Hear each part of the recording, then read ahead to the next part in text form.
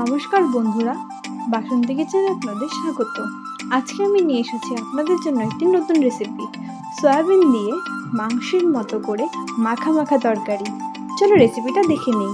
প্রথমে আমরা আলুটাকে ডুমো ডুমো করে কেটে নিয়েছি। সেদ্ধ করে রাখা সয়াবিন, কুচনো পেঁয়াজ ও টমেটো, লঙ্কা, জিরে, আদা, রসুন ও পেঁয়াজ বাটা।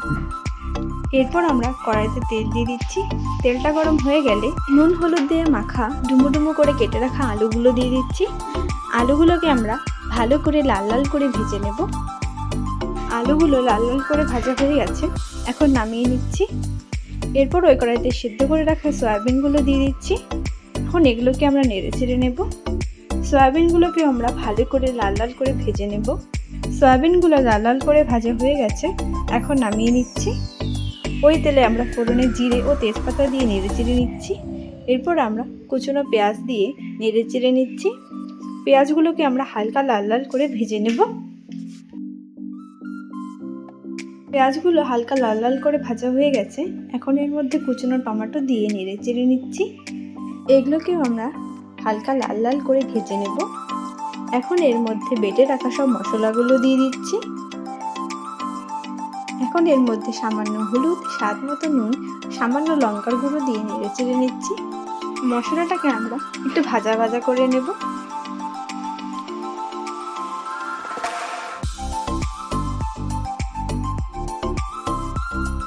এটাকে আমরা 10 থেকে 15 মিনিটের জন্য ঢেকে দেব।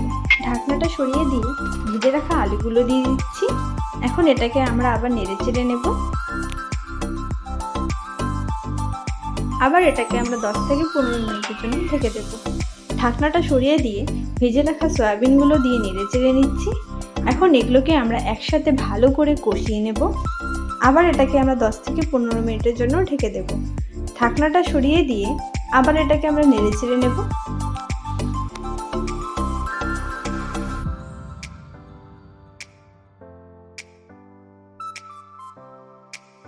এগুলো ভালো করে কষানো হয়ে গেছে, এখন এর মধ্যে সামান্য জল দিয়ে নেড়ে চেড়ে নিচ্ছি।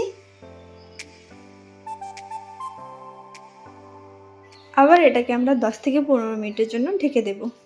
ঢাকনাটা সরিয়ে দিয়ে সামান্য গরম মশলার গুঁড়ো দিয়ে নেড়ে চেড়ে নিচ্ছি। হয়ে গেছে, এখন এটাকে আমরা নামিয়ে নেব।